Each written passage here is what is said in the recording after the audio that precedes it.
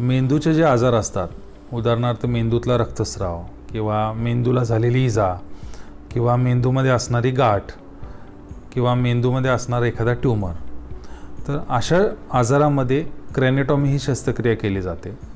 साधारणपणे CT scan किंवा MRI अशा तंत्रज्ञानानं जो आजार आहे त्याची एक्झॅक्ट मेंदूतली जागाही शोधून काढली जाते आणि त्या जागेवर एक इन्सिजन घेऊन म्हणजे काप घेऊन आपण कवटीचा साधारणपणे गोलाकार किंवा चौरसाकृती तुकडा जो आहे तो काढला जातो आणि त्याच्यानंतर जी काही मेंदूची आवरणं असतात ती मेंदूची आवरणं उघडून मग मेंदूच्या आजारावर शस्त्रक्रिया केली जाते.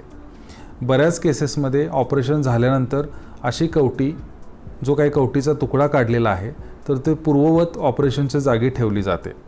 पण काही वेळा मेंदूला जर सूज असेल तर अशी कवटी तिथं ठेवता येत नाही. कदाचित दुसरी शस्त्रक्रिया काही दिवसांनी करून ती कवटी किंवा कृत्रिम कवटी त्या ठिकाणी पूर्ववत ठेवली जाऊ शकते.